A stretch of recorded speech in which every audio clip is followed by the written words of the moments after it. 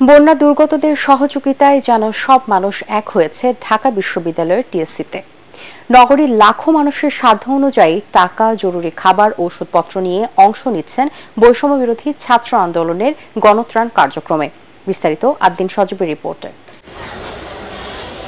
দিন নেই রাত নেই ত্রাণ দিতে মানুষের এমন স্বতঃস্ফূর্ত অংশগ্রহণ আগে কেউ কি দেখেছে কখনো? ঢাকা বিশ্ববিদ্যালয়ের টিএসসি তারই বড় উদাহরণ। সহযোগিতার হাত বাড়িয়ে দিয়ে ঢাকা নগরের লাখো মানুষ এগিয়ে আসছেন, সারা দেশের বন্যা দুর্গত মানুষের পাশে দাঁড়াচ্ছেন। বলছেন, বন্যা কবলিত এলাকার মানুষের ভয় নেই। কর্মযজ্ঞ দেখে আমরা অভিভূত। আমি আমাদের স্টুডেন্ট ছাত্রদের সবাইকে দোয়া করি, তোমরা অনেক দিন বেঁচে থাকো, তোমাদের হাতে এই বাংলাদেশ, তোমাদের হাতেই বাংলাদেশ আর থেমে থাকবে না, বাংলাদেশ এগিয়ে যাবেই। সবারই সহযোগিতা দরকার, একেবারেই সবার সহযোগিতা ছাড়া এটা সম্ভবই না। প্লাস্টিকের ব্যাংকে জমানো ৩৫,০০০ টাকা নিয়ে এই দুই ছোট্ট শিশু হাজির টিএসসিতে। সব টাকা দিয়েছে বন্যার্তদের জন্যে। এইরকম রেসপন্স মনে হয় আমরা আমাদের জন্মের পর তো দেখিনি, আমাদের বাবা মায়েরা তাদের বয়সে দেখেছেন কিনা এটা তো একটু ডাউট আছে আমাদের।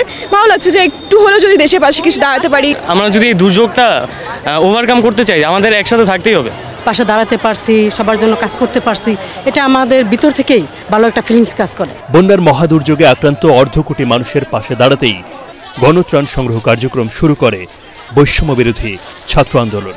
রাত ২টা পর্যন্ত অর্থ এসেছে হচ্ছে ১,৪২,৫০,১৯৬ টাকা। জেলা প্রশাসনের মাধ্যমে এই ত্রাণ বিতরণের কার্যক্রমটি আমরা হাতে নিয়েছি, কারণ এটি হচ্ছে এখন তারাই বাস্তব অবস্থাটি জানেন। ফেনীতে ৪টি সহ বন্যা কবলিত বিভিন্ন জেলায় মোট ১৮টি ট্রাকে ত্রাণ পাঠানো হয়েছে।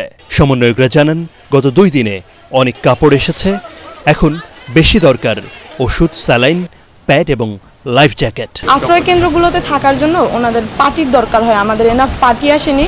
ঠান্ডা, জ্বর, কাশি, ডায়রিয়া বা পানিবাহিত রোগের জন্য যে সাধারণত যে মেডিসিনগুলো নেওয়া হয় সেগুলোই দিবেন। দেশ বিদেশের বিভিন্ন প্রান্ত থেকে যারা সহযোগিতা করতে চান তাদের এই নম্বরে টাকা পাঠানোর অনুরোধ জানানো হয়েছে। যেন হারিয়ে যাওয়া আস্থাটা বিশ্বাস হয়ে ফিরেছে বাংলার মাটিতে।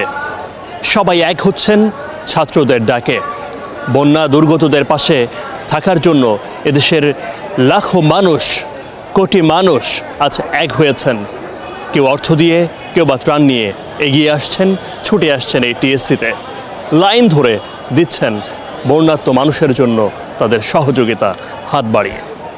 এমনি করে সবাই এক হলে যে কোনো বড় সংকট উত্তরণ সহজ হবে বলে মনে করছেন তারা। আদ্দিন সজীব, এটিএন বাংলা, টিএসসি, ঢাকা।